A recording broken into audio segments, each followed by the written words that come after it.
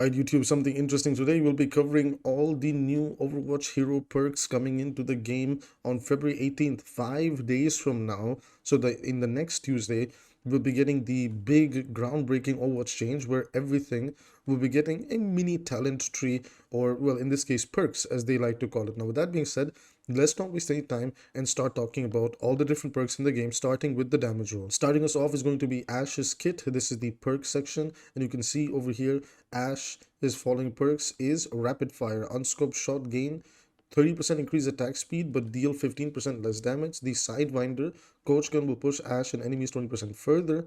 Major selectable at level 3. Viper Sting, hitting 2 consecutive scope shots on a target can deal 25 extra damage and reload 2 ammo.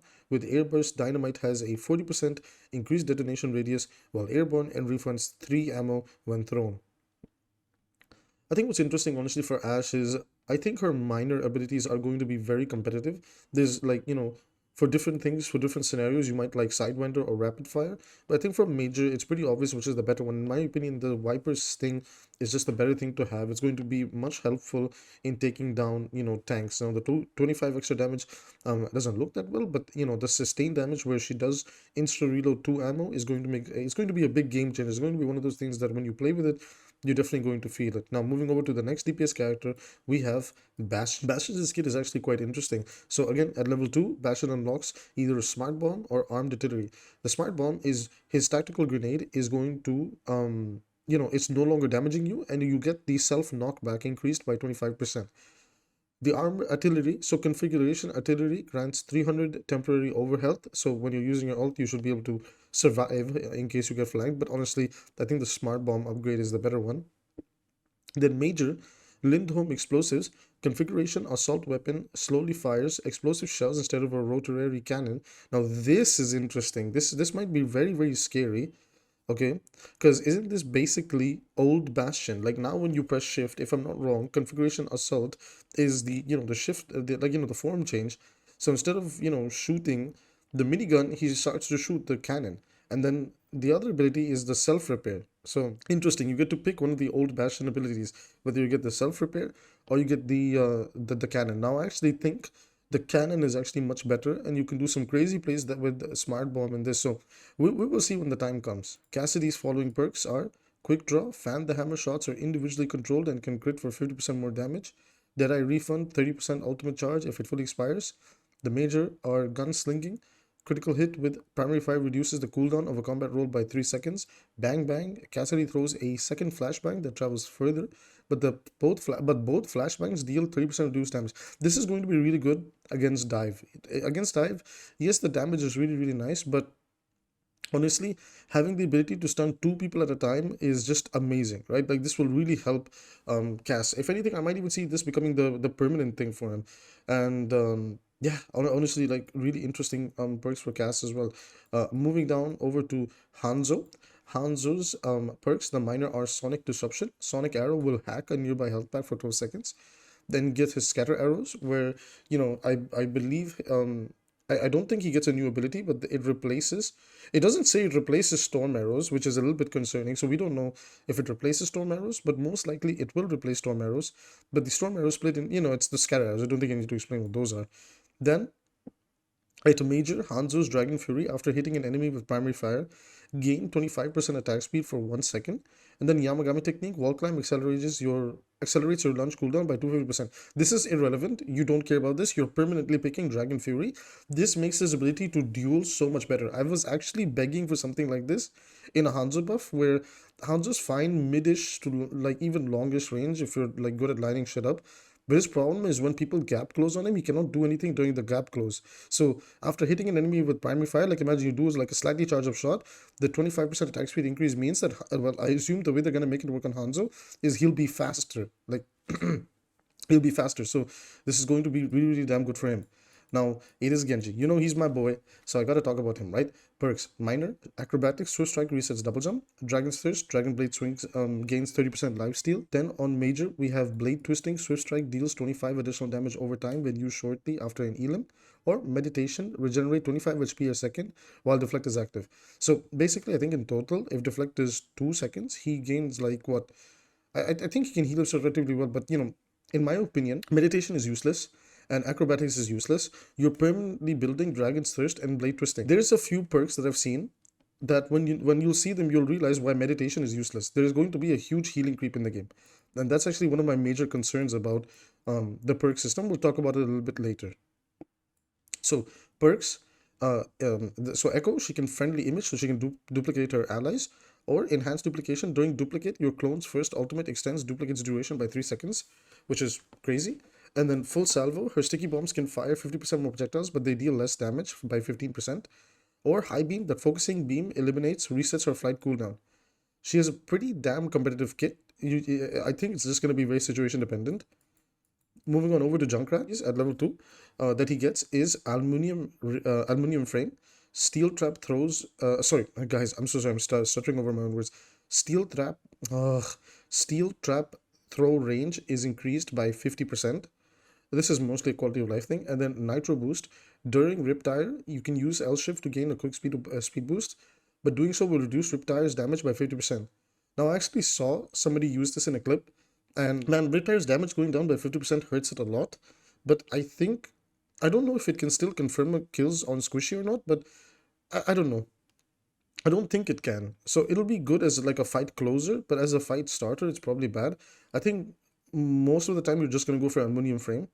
Then for major, frag cannon, the projectile speed is increased by 40%, but the max ammo is reduced by 1. TikTok concussive mine arms, 0.5 seconds after landing. Increases damage by 50%, explosion radius by 50, and health by 200%. Now, before we move on, I kind of want to address the Junkrat perks a little bit, because I know there's a few heroes in here that are a bit of a talking point, and Sombra and Junkrat are one of them. So I want to discuss Junkrat a little bit.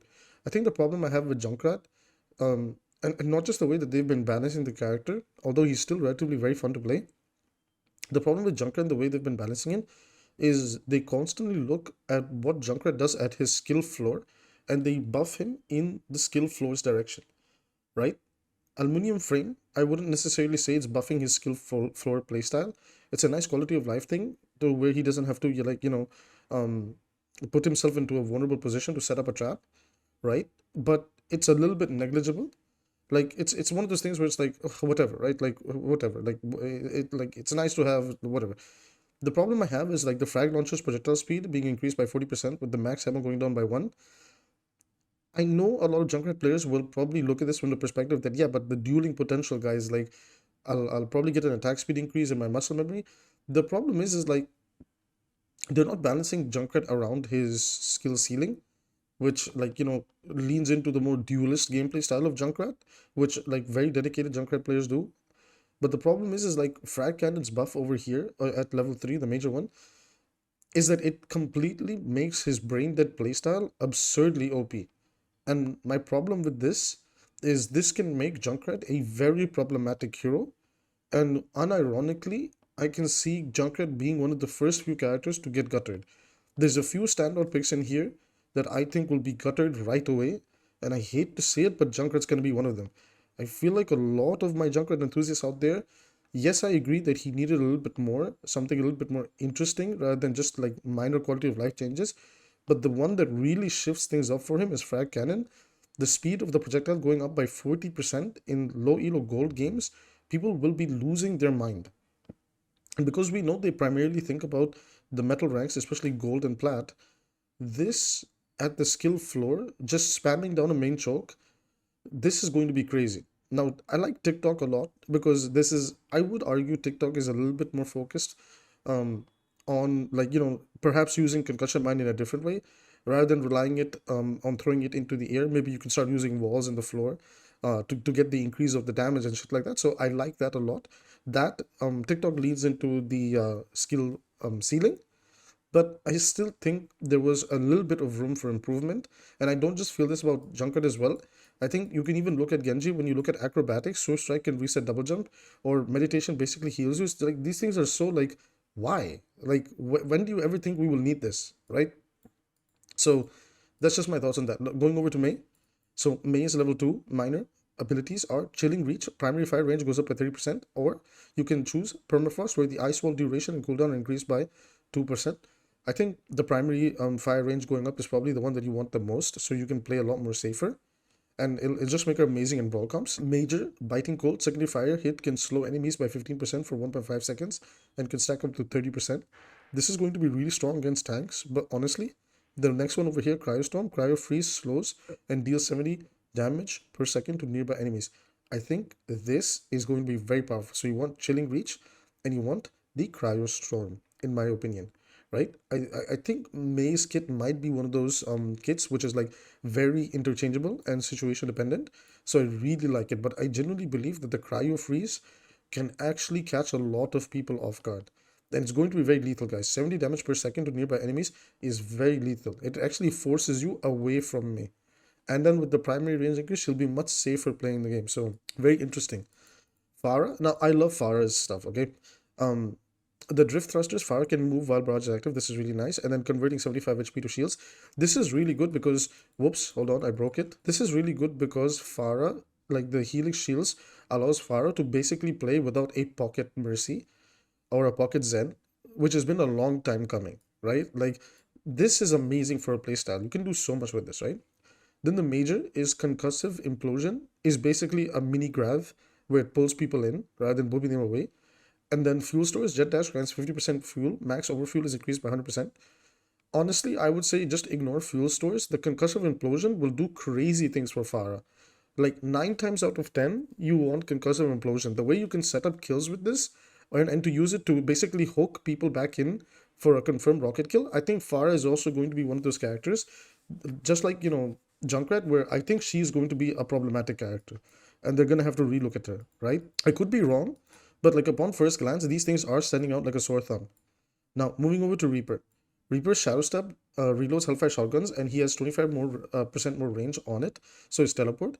Then Soul Reaving, it's the Overwatch 1 Soul Orbs that, like, you know, drop from enemies and it can heal them for 50, which is unnecessary. I don't think, you know, you even want that. I think the more range is really nice, right? And then the reload. Also, if I'm not mistaken, didn't they add the quality of life where Shadow Step was reloading Hellfire Shotguns? Or was that the shift? I think it's the shift, right? But I could have sworn they put it on Shadow Step too. I might be wrong. Anyways, so Major, his dire trigger, so using the right click button, shoots a volley with long range accuracy from both Hellfire Shotguns. This is crazy. Ravenous Wraith, leaving Wraith form will grant you 40% additional life steal for 3 seconds. Honestly, again, like I said, there's some perks that I've seen. I've not seen all of them, I will be honest with you guys. But with some, I will say there's a healing power creep in the game. I don't think you want the lifesteal. You definitely want the dire triggers because, again, having a new ability to play around with is going to be insane, right? Especially since it is supposed to be Reaper's long range, you know, thing. It's supposed to give him a long range ability. So this is really damn good, right? Moving over to Sojourn. Sojourn's perks are the following. At level 2, extended magazine, so ammo count goes up by 15. Overcharged. Railgun's maximum energy is increased by 50 while the overclock is active, right? This basically means during Railgun, she has potential to do more damage over time, or the extended mag. Honestly, these are pretty interchangeable. I like both of them. They're nothing overly exciting, but I honestly don't know what I would go for. Maybe I'd go for the extended mag for her current playstyle. Major. Dual thrusters, power slide can get an additional charge, and its jump height shifts to lateral movement. So if I understand this correctly, it basically means that she'll only slide on the floor like constantly and she won't be able to jump upwards, so you know you can still find a way to punish her. And then adhesive siphon, disruptor shock can stick to an enemy and then generates railgun energy while dealing damage. So basically it just allows her E to stick onto an enemy. I could have and probably move with the enemy's body, so I think that's quite interesting, right? Moving over to Soldier 76. Recycled pulse munitions, helix rockets reload 15 ammo if they damage an enemy. Field emergency, biotic fields healing is increased by 100% on critical allies. Major agility training, sprint speed is increased by 20% and reload can be formed during the sprint. Or stim pack, biotic field is used as a stim pack, increasing your attack speed and reload speed by 30% while being unhealable for 4 seconds. Now, what I like about, like, I think Soldier is another character who there's just so much like interesting abilities that he's getting in his kit. I actually think recycled pulse munitions plus a stim pack will give Soldier some amazing lethality that he's been missing, right?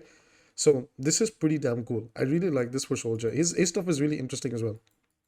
Now, moving over to Torbjorn. Craftsmanship. Forge Hammer can restore armor health to allies. Turn repair heal is increased by 25%. Now, I find it interesting that they say that Forge Hammer can restore armor HP to allies. Does this mean the ally must have armor for him to be able to heal them? Then he can heal his tanks, right? He cannot heal squishies unless he can give them armor. That's a different thing. Then fully loaded, activating overload fully refills rivet guns ammo, which is kind of busted if you think about it. Okay, in terms of uptime, I actually think maybe fully loaded is the play. And then major is anchor bolts. Deploy turns, throw range is increased by 50 and they attach to wall and ceilings. Or overload, you can upgrade your turn to level 3 and it's basically Overwatch 1's, turn level 3. Honestly, I would probably go for overloaded turn. That's actually crazy. Next character is Sim.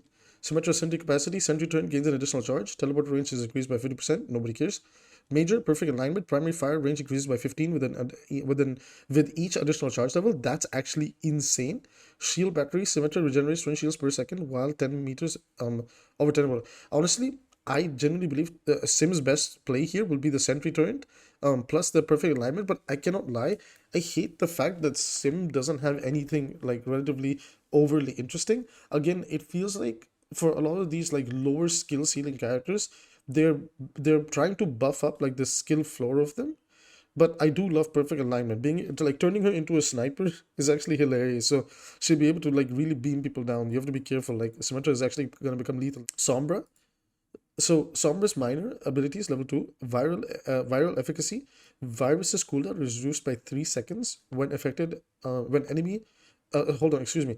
Virus's cooldown is reduced by 3 seconds when an enemy affected by virus is eliminated. That's actually very strong. Control ultimate escape. That's actually funny. Teleporting with the translocator while at a critical health initiates a passive HP gen. Okay, that's useless. Like, why would you ever want this? Anytime you pretty much use your translocator, you are invisible and you will very quickly use the self-healing passive. Like, I don't think this really does that much. I think they could have done something interesting. Like maybe like if you threw translocator, the area that you leave behind, you boop the enemies away so they can't chase you, or like you do like a damage boop or something. I think like this doesn't do anything interesting for Sombra. Then major white hat hack can be used on allies to heal them for 100 healing over 2 seconds. And then she had this like in the mirror watch thing. And then stack overflow, the hack's silence duration is increased by 100%, but the range go down by 30. Again, my problem with the stuff here for Sombra is they're not looking at Sombra's skill ceiling and trying to push her to what she could be doing even more, but they're just kind of looking at, well, how can we approach her from like the skill floor and mess with it there. Although I will say, if the hack silence duration is increased by 100%, doesn't this giga buff her EMP? Question mark, right? But honestly, and then like white hat, doesn't that like make it so that when you use EMP, they get healed as well? So don't we just get support Sombra? And doesn't this make Sombra really strong? Because then if you can get support Sombra plus damage Sombra, because she has really good damage numbers right now too, with your virus cooldown being refreshed really fast, doesn't that make Sombra's uptime kind of absurd in terms of healing and damage? And unironically, might actually make her one of the best DPSs in the game. I know I'm probably theory crafting it because I'm assuming EMP can also heal with white hat on, but I don't know. This is one of those things where we have to see. I do think they could have done a lot more interesting things with Sombra, but I'm willing to give this a chance. I do agree with the take that I think Sombra could have gotten a lot more interesting perks. Moving over to Tracer, health packs will restore 1 blink charge, or pulse bomb radius is going up by 50%. The major is at level 3. Recall will be able to restore all blink charges. This is terrifying. And then quantum entanglement recall grants 50 overhealth that decays over time. Nobody gives a shit about this. You're pretty much permanently running flashback on the major. And then the blink, okay, so unironically, depending on the map, maybe blink packs might not be that bad, to be fair. But not going to lie, like the pulse bomb radius going up is a huge difference maker. So this plus like restoring all your blink charges is pretty insane. So blast from the past and flashback might be the play for Tracer. Okay, coming over to Venture, their first ability at level 2. While underground, they can sense enemies within 25 meters. And then the other one is Tectonic Shock. When it's active, the cooldowns refresh 300% faster. So I like Seismic Sense a lot more than the other one because usually you don't really care about your cooldowns coming back faster when you're in Excavation, Exhilaration. Sure, maybe uptime-wise, you can argue that you can do something interesting with it, but I think Seismic Sense, maybe in solo queue, Seismic Sense will be really good to be able to like find the person who's like taking flank routes or like away from the enemy team and be able to like burst them down. Then Venture, their next ability, their power, level 3 major, Smarter Excavator. So the excavator's range is increased by 25%. making them a sniper is hilarious. Covered in dirt, dealing damage with Clobber grants up to 30 Explorer Resolve Shields. So this is, I think they just become a lot more tankier. Um, I'm not entirely sure what the best build is going to be on Venture, but I think they're one of those characters that they have options that they can mess around with depending on the enemy team and situation. Widowmaker is very interesting. It's really hard, I think, to come up with interesting abilities for a sniper. So I really, especially in Widow's case, so I hope to see something interesting here. So scope efficiency, scope shots cost 3 ammo instead of 5. So overall uptime gets an increase, or scope shots will charge 50% faster during infanticide. That's terrifying. Whoops, I broke it again. So we're back. I just fixed it. Major at level 3. Escape plan. Scope shots hit. Reduce grapple hooks cooldown by up to 4 seconds. This is useless. Deadly Dukes, Deadly Dogs, Deadly Do, whatever. Venom Mine gains 50% increased damage and a second charge, enabling 2 active mines at a time. That's terrifying. So I think Widow, I think the first option depends on the situation and how good you are at Widow. Honestly, I might just go for focused aim because being able to rapid fire like with Widow is going to be insane. And then like 2 Venom Mines doing even more damage, that actually might make Widow very strong in the neutral gameplay as if she wasn't that strong already. Now, with that being said, that's it for the DPS. I'm going to now be swapping over to the support side. Okay, so we are back. We are now starting with Ana on the support role. Ana's perks is that at level 2, she can either have Groggy, where enemies waking up from sleep talk are slowed by 2 seconds, or Biotic Bounce, where after exploding, Biotic Grenade will bounce and explode again and do 50 damage and healing. Then at Major level 3, Headhunter Biotic Rifle can now crit, or you can use Shrike, where using Nano Boost can, it will cast it on Ana as well. So when you Nano Boost somebody else, Ana gets it as well. Now, in my opinion, I unironically believe that the Groggy thing is pointless. Usually when you sleep a target, a tank, you're most likely going to either apply a lot of pressure and force the tank away anyway. I would go for Biotic Bounce because against squishies and dueling, it's going to help Ana quite a bit. Now, it does depend on how the nade bounces, when I'm not entirely sure how it's going to work, but getting 2 explosions is pretty nuts, guys. Okay? Number 2, I think number 2 is the one that you can experiment with. Now, I think Biotic Rifle being able to crit enemies is nice, but it's just kind of like, with the way the game is evolving, Ana, like, why would you want to be going for critting enemies most of the time when you can nano boost yourself during certain periods, and then just like really run it down with the person that you're playing with, and like, you basically, like, it's easier, right? It's easier to then do a lot of damage and everything. So in Ana's case, honestly, the major, it probably just depends on your playstyle. I would go for Shrike. I think Shrike is much better, but like, it's up to you. Moving on over to the next character, Baptiste. Field Medicine. Immortality Field restores 80 HP to nearby allies and 40 healing, or health, sorry, to Baptiste when destroyed. That's actually absurd. Automated healing. After placing Amp Matrix up, your shoulder turn will fire up to 12 shots at each ally, restoring 25 HP. That's actually also absurd. And then Major. Assault Burst, Regenerative Burst now gives Baptiste 20% attack speed for 4 seconds, but no longer instantly heals. And then Rocket Boots. When he's airborne from Exo Boots, you can use space to dash horizontally. Okay, like, why did they give Baptiste like 4 major abilities? None of the minors feel like minors. They're absurdly strong. My goodness, man, Baptiste is the epitome of power creep. Like, this guy gets so much. It's insane. Like, if you're a Baptiste man, you're always eating good. Alright, Brigitte. So Brigitte, Barrier Restoration, Shield Bash now restores 100 health to Barrier Shield when it hits an enemy. That's actually quite useful, like, because like she has to play aggressive. Usually most of the time, if you try to go for the aggressive play, you'll get caught and punished. So this is like fine. Morale Boost, Inspire lasts 3 seconds longer when activated by Whipshot. Never mind, this is more broken. Inspire lasting 3 seconds longer is insane. This is insane. This is insane. This is insane. This is really strong. Major at level 3, Quick Fix, Repair Packs instantly heal an additional 35 to crit health allies, or Whiplash, Whip Shots knock enemies into walls, dealing an extra 50 damage. Okay, Quick Fix and Morale Boost, these two are the ones that you want. These two are really strong, in my opinion. These two are going to be really damn strong. Brig will become the best healer in the game, in my opinion. Alright, moving over to the poster girl of the game, Kiriko. So, Minor at level 2, Urgent Care, healing of Fuda projectile speed is increased by 50% when seeking critical health allies. Okay, this was actually in the Junkenstein's lab. This looks broken, but it's actually really not. Especially if the DPS healing reduction is staying at 25%. This is really not that good. Trust me, guys, like, it really is not that good. Fortune Teller, Kunai hitting kunai hits launch 2 healing Fudas to an ally in front of you. So if you're like, sniping from the backline and you're worried about your healing uptime going down, this kind of helps make up for that. So in my opinion, I would go for Fortune Teller pretty much all the time. Major shuffling swift step can be used again within 4 seconds of its initial cast. So I think that means you get 2 swift steps, right? If I get this wrong, guys, please let me know. But that means that swift step can be used and then you have 4 seconds to use another one. So I guess you could actually use this, like you could dive in with your team and then dive out by using your support as an anchor. That's actually crazy, right? Like you have a 4-second window to do whatever you want, but then you gotta bail. But then Foxtrot is protection Shuzu gives 40% movement speed to allies for 2 seconds. Look, this has potential, but I just don't see it. I think you're playing shuffling and fortune teller most of the time, right?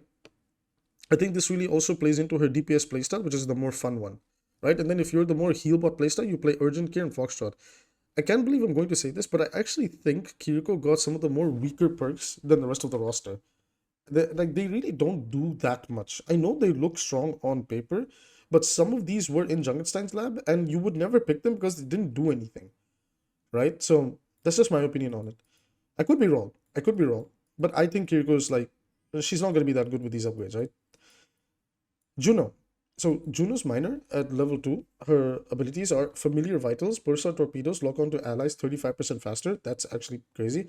Hyper Boost, while using Glide Boost, passing through Hyper Ring pushes you forward. Oh my god, Juno's gonna become unkillable with this. Jesus, that's crazy. Major, Mediblaster can now crit enemies. We've been begging for this. Like, this should be like a normal thing on her. And then reboots, activating Glide Boost resets your double jump. Yikes, so you can either go the full survivability route or the full gameplay route. Dude, oh my god, this is actually really powerful. Wow. I think Juno is one of the bigger winners. Illari. Okay, you guys know Illari is one of my favorite supports to play, so I hope they did her justice. Rapid construction, healing pylon builds 30% faster, and the cooldown is reduced by 1.5 seconds. Okay, this is useless, like what, nobody cares. Summer Solstice. Illari's flight time during Captive Sun is increased by 3 seconds, and her flight speed is increased by 20%. I mean, again, like these two are okay. Like they're okay. Like for minor abilities, they're okay. They're not like Baptiste level, but they're okay. Major, solar power, fully charged solar rifle hits grand 12.5% of your maximum solar energy, overfilling up to 50%. This is nice for her overall uptime gameplay. Sunburn, outburst ignites enemies, dealing an additional 70 damage over 3 seconds. That's crazy.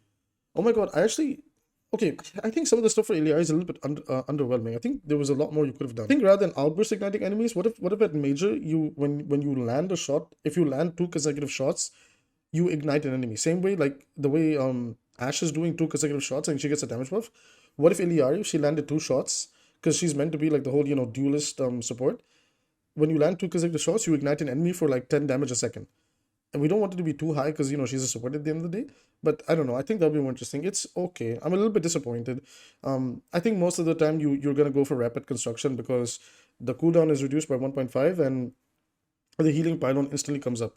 Again, I think Illari's like whole upgrades could have been a lot better. This feels very I don't want to say it feels lazy, but it feels like she was one of the heroes that they didn't give that much time and priority to, and like they were just like, okay, let's just get it over with, right? So moving on over to Lifeweaver. Lifeweaver. So Cleansing Grasp, Life Grip cleanses negative effects. Life Cycle, while alive, regenerate 10 HP a second. So okay, he just casually heals himself all the time. Upon death, drop a healing seed that heals allies for 250 HP. Oh, and okay, the interesting thing here is we had this passive before, but this time, oh, I broke it again. Okay, guys, I fixed it. So while we had this passive before, the problem was that enemies could use it, but now it specifically states only allies can use it. So I think that's interesting. Major, Life Weaving Rejuvenating Dash adds a 20 healing to your next healing blossom within 3 seconds. Super Bloom, Thorns detonate for 30 extra damage when enough stick within 1.5. You are 100% going for Super Bloom and Life Cycle. Maybe Cleansing Grasp would be nice. But honestly, being able to be even more tankier and survivable with Lifeweaver, plus using Super Bloom to then duel and do even more damage, is actually pretty damn good. I don't know. I think that's the build you want to go for Lifeweaver. I don't think you care that much about the negative effect, right? Because then at that point, you might as well just play Kiriko. So Lucio, minor abilities at level 2, base blowout, sound waves knockback is increased by 15%. Groove in, regenerate 4 ammo per second while wall riding. Major, noise violation, crossfade range is increased by 150 while amp it up is active. That's actually crazy. Accelerando, Lucio's attack speed is increased by 50% while amp it up is active. You are 100% going for Accelerando. Accelerando is crazy. Lucio's dual potential excel Rondo is crazy. He'll actually become really, really scary to play against. Mercy? Oh, so okay, I won't lie. I've seen Mercy's one. And I'm a big fan of it because like it makes Mercy like an actual viable pick, but at the same time, compared to the rest of support, she still feels so behind. Now, starting with Mercy, Angelic Recovery, Mercy receives 15 healing a second while she's healing a fully health ally. So if you're getting focus and not your duo, the person you're targeting, she's gonna heal herself for 15 HP, so giving her a little bit more survivability. Or Wing Reach's Guardian Angel's range is increased by 30%. That's crazy. So you'll be able to fly around a lot better. I don't know. I like both of them. I guess it would depend on the map. If it's a smaller map, I'd go for Angel Recovery. If it's a much bigger map, I'm gonna go for Wing Reach. I just think this is one of those cases, right? And then maybe if I'm playing in a dive comp, I want Winged Reach, so I can use it to like get back to another support once I'm done damage boosting a Genji or Tracer or Pharah or like whatever we're playing in that comp. And then major, you got Chain Boost, Secondary Fire links to a second nearby ally. That's really strong.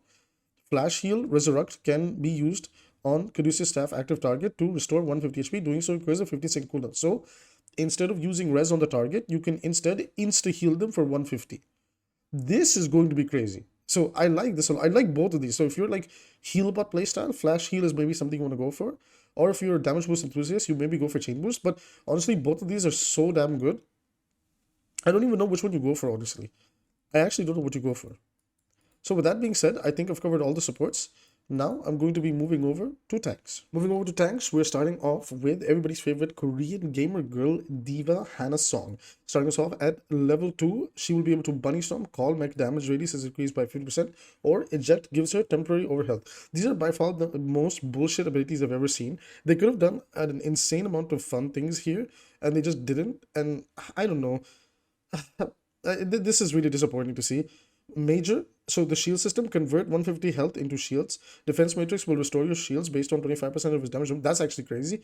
Heavy rockets, micro missiles are swapped for heavy rockets, which fire fewer projectiles but with increased damage and explosion size. Oh, she might get like the Pharah rockets that she'll shoot out, maybe from like up here, like boom, boom, boom, and they'll do like crazy damage. Okay, so you can either go the damage heavy route or just the passive route. I like this. This is like, you know, if you're able to like play into the playstyle that you like, that's when I think perk systems are good.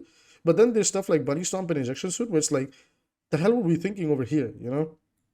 Bunny Stomp would definitely be the better option, by the way, in between the two. I think that would be the better play here. I don't know if the Ejection Suit makes that much of a difference, but yeah. All right, Hazard. Oh boy, here we go. This guy's still broken, so I hope in the coming patch they figure him out. So minor off the top, violent leap slash does 30% more damage to enemies above 250. Yikes. Do you see what I mean, right? Like Hazard has this, and then Diva's just kind of like, yeah, I guess you could do like, you know, more damage with Call Mech. Like, yikes, man. Okay, so another minor, reconstitution, jagged wall hits charge spike guard with 25 energy up to 50 extra. Yikes. And then major, and Anarchic Zeal, Spike Guard, Spike, gain 24% lifesteal. Yikes! Deep Leap, Violent Leap, range is increased by 20%. Oh, okay, but you're definitely going for the lifesteal. He is a tank, it's all about survivability. Oh my god, bro, this is terrifying. Like, you go with off the top and Anarchic Zeal, however you say this. That's crazy. That's unironically really crazy. That's actually crazy. Okay, I'm actually really worried about the hazard stuff, but okay, moving over to Queen. Rending Recall, recalling Jagged Blade from a stuck target refreshes the wound. Battle Shout, Commanding Shout fully reloads the Scattergun and increases the allied reload speed by 50%. This is actually really nice. I think you're pretty much almost always going for Battle Shout. This is really good for sustained team fights, which is pretty much what Junker Queen wants. Then Major, the deep wounds, the Scattergun hits extend your wound durations on those enemies by 0.25 seconds. Or Salvage Satiation, Carnage impact damage gains 100% lifesteal. I mean, I like a lot of, I like both of them. I think these two are pretty competitive in terms of like which one you want. But for the first one, I think you go for Battle Shout because it's just much better, right? It doesn't tell us for how long. I guess it's just the same duration as the shout itself. Now, okay, moving over to Ramattra. Ramattra got the minor Void Search Void Accelerator periodically releases a burst of 6 additional projectiles during continuous fire. You are 100% picking this. Prolonged barrier, the barrier duration is increased by 25. Nobody cares. You are 100% taking Void Search to do more damage. That's insane. Then Major Nanite Repair, Ramattra is healed for 50 healing a second while in Ravenous Vortex. Or While Ravenous Vortex is airborne, use E again to detonate it, dealing 50 damage and pulling enemies down. Okay, that's useless, guy. Let's be real. Like, when are you ever using that, right? Like, when are you ever using that? 100% going for the nano repair. Again, for all the tanks, you are pretty much going to be using either abilities that help with utility or keep the tank alive. So I think nano repair might be the play here, right? Orisa. So Orisa's minor at level 2 abilities are Heat Dissipator. So primary fire, critical hits can refund the heat. That's actually crazy. Well, that's good. I like this because it's like rewarding her for landing headshots, right? And then Fleeting Bulwark. Fortify briefly grants an additional 100 overhealth when activated. Like, come on, man. Come on. That's stupid. Like, this, like, realistically speaking, this is the better one to pick because you don't really care about doing damage when you can stay alive in road fights, right? Major, charge javelin, hold right click to charge energy javelin, increasing the speed and knockback, piercing enemies at full power. That's actually strong. Protective barrier, convert the javelin spin to instead launch a barrier. So you pretty much get old Orisa back, but without halt. I think what I like about this is like we'll finally be able to do bunker comps again when Orisa gets there. This is interesting. I think Orisa might be really interesting to play if we get there. I was actually saying something like that, like what if we brought barrier back, but we, like, you know, changed up a few things. Although in my suggestion, I wanted protective barrier to replace you know, her fortify, because I think fortify is just very frustrating to play into. Anyways, moving over to Mauga. Mauga's ability is kinetic bandolier. Overrun reloads up to 150 ammo while charging. That's actually broken. 2 hearts. While on objective, Mauga can count as 2 people and regens 20 healing a second. Wait, so if you just keep fighting on an objective, Mauga's just constantly like healing himself. And he has the 2, he counts as 2 heroes, so he can take objectives faster and also, well, I mean, yeah, take objectives faster if you win it. That's actually kind of, damn, Mauga's got a lot of uniqueness in his kit. That's actually really interesting. Then Major, Overrun can ignite the enemies that got hit. Oh, yikes, bro. That is strong. Combat Fuel, critical hits will grant Mauga 2 temporary overhealth on... Wait, what? Critical hits grant Mauga 2 temporary overhealth on cardiac overdrive's next use, up to 100 overhealth. I mean, if you're farming tanks, this just makes you hilariously tanky. And if you're doing it on the objective with 2 hearts, that's even scarier. So you can build them for survivability or the aggressiveness, or a little bit of both. I don't know. I think Mauga looks really strong too, guys. Okay, next up we go. Everybody's favorite Crusader, Reinhardt. Reinhardt's minor ability is selectable at level 2. Crusader's Resolve. While using the barrier field, your passive HP regen triggers 50% sooner. That's a little bit ignorable. Fiery Uptake. Barrier field gets healed for 100% of the fire strike damage done. That is insane. That is actually pretty damn good. Major, Shield Slam. While barrier field is active, use the left click button to damage and knock back enemies. Crushing Victory, charge damage grants temporary overhealth of 50% of the damage done. Okay, these are actually pretty these two are pretty damn competitive abilities. I think this will depend on the map. I think if the map is much more wide or open, you'll be going for like the Shield Botters Ryan playstyle. So then you'd probably want to build Resolve into Shield Slam. Then during the more closed-in maps like King's Row and shit like that, you probably want to go for Fiery Uptake because it's just much better utility-wise. And then you can either build Shield Slam or Crushing Victory depending on the enemy comp. Because if that comp is like vulnerable to getting like charged into, then maybe like constantly like charging the enemy into the wall, getting overhealth and then fighting might actually be really strong for Reinhardt.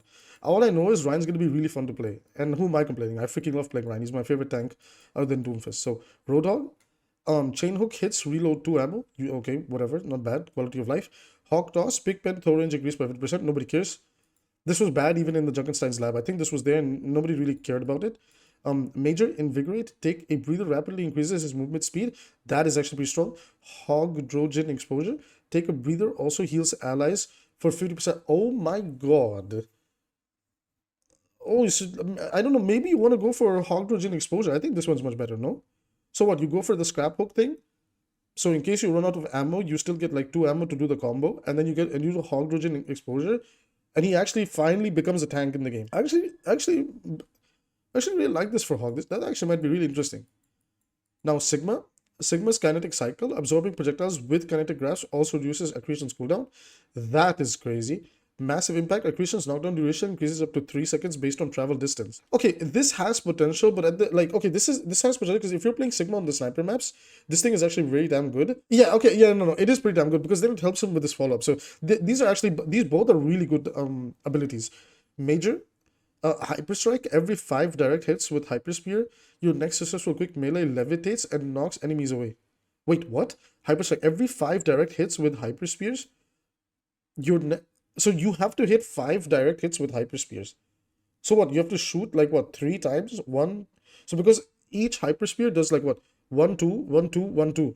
So you have to shoot 3 times, land all those 3 hits, and then after that, after you can get 5 direct hits, your next melee levitates and knocks away enemies.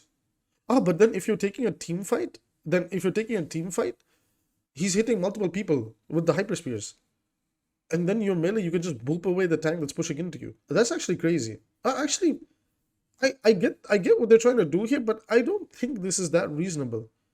Levitation, activate and hold double jump to briefly levitate upward.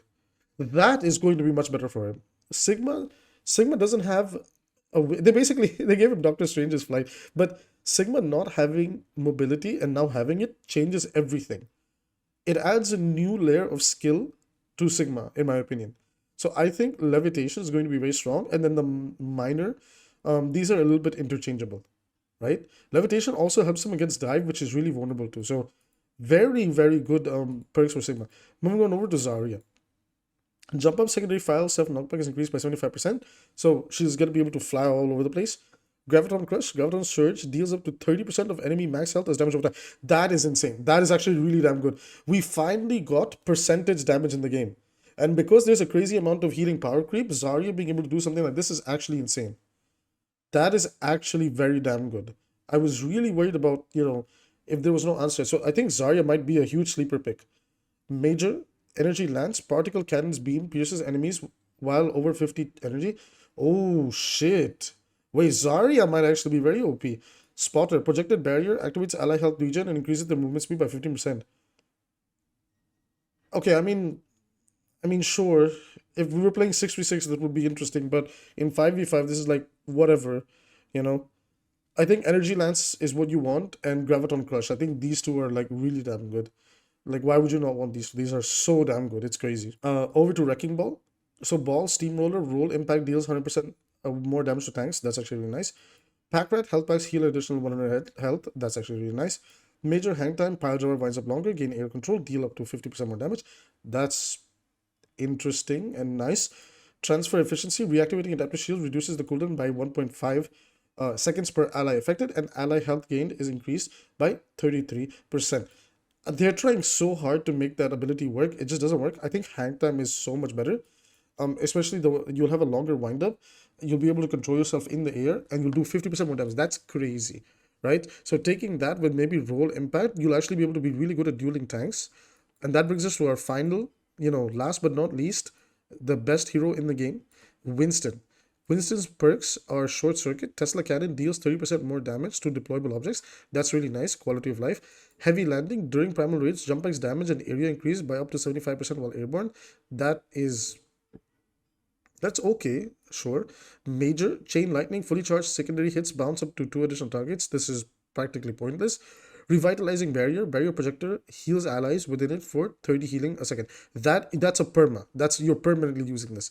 So Winston is probably using Short Circuit. And if there's like turret heroes in the game, if there's not, then you're going Heavy Landing, and you're almost always using Revitalizing Barrier. And I think that concludes our overall list. I don't think I missed any hero. I'm scrolling through them right now, and I have a few thoughts that I want to talk about. I think there are some abilities right now that are really good. There are some characters whose minor abilities feel like major, and it feels like they have like 4 majors to choose from. And then there are some characters who just get quality of life buffs, which is just weird, right? So I'm going to talk about that a lot more in depth in another video. So, I will be fair. I like this system a lot, but it feels like certain heroes really won and certain heroes really lost. Wait. I actually missed a few more. Hold on.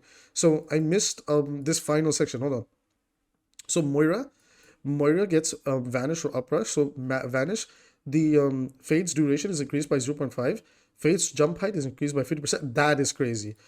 Oh, I broke it again. Phase jump height was something we had in Junkenstein's lab, and this was insane. So you're pretty much almost always going for this. And then major ethical nourishment, biotic orbs first 50 healing is instant on every ally it hits. That's interesting. Contamination, enemies being damaged by biotic orb receives 25% reduced healing. Oh, okay, you are pretty much running this all the time because there's an insane healing creep coming into the game. You 100% want contamination. Contamination and uprush, I think Moira just got some insane utility by having the DPS passive on her. So she really is now DPS Moira. Zenyatta. Zenyatta's Zenith kick, snap kick, knockback is increased by 30%. Jesus, so he kicks people away for 60% of duration in total. Ascendance, activate and hold double jump to hover for up to 3 seconds. I mean, sure, whatever. I think the kick is much better, honestly, because there's no cooldown on it. Major focus destruction, secondary fire charges 20% faster and can store 1 extra orb. That is terrifying. Duality, Zenyatta heals orb of harmony targets for 25% of his damage dealt to orb of discord targets. Oh shit. Dude, what the hell? These are terrifying. Although I would probably go for, okay, it would be map dependent. It would be map dependent. If the map is smaller, you want to go for duality. If it's a more pokey map, you want to go for focus destruction. Yikes. Okay, now last but not least, Doomfist. Okay, he's like my main tank. What do they do? 1-2, hitting an enemy with rocket punch reloads all hand cannon ammo. That's absurd. Survival of the fittest. The best defense grants 25 overhealth from elimination, and its max overhealth is increased by 50. That's practically useless. Major seismic empowerment. Hitting 3 or more enemies with seismic slime empowers rocket punch. Okay, Doomfist is officially broken. Power Matrix, Power Block absorbs damage for the first second of its duration. That's nice, but nobody cares. Seismic Empowerment plus 1-2. Dude, imagine block into Empowered Punch, into Seismic Slam, into Empowered Punch, into block, into Empowered Punch. I'm going to end this video with one thing. Support players, good luck, because Doomfist is coming. I think Doomfist is going to be one of the first characters that will be instantly gutted. I think no kits. I think there was 1 or 2 other heroes that I said, oh my god, that's scary. But I think Doomfist has the scariest upgrades. The worst part is that they buffed Doomfist's skill floor. And what I mean by skill floor is that this is a buff to his punchbot playstyle. So, and man, it's crazy that they could have turned survival of the fittest into his uppercut, where you replace block with uppercut, and they could have made Doomfist interesting again. And then, like, you know, it would be like all your abilities' damage has been cut down by 25% or something like that. But the fact that they just like completely made Doomfist go the most brain dead route is so absurd. You guys are gonna be crying. Trust me. Doom is gonna be hilariously broken. It's not funny. Doom is actually meta in next season. This is absurd. Think about it for 5 minutes. With that being said, guys, I'm going to be ending the video here. Let's discuss in the comments down below. Am I right about some predictions? Am I wrong? We're going to be doing a lot more. We're going to be doing all the best builds. We're doing so much content for Overwatch. So if you enjoy Overwatch content, hit subscribe, hit like. Free way to support the channel. See you in the next one.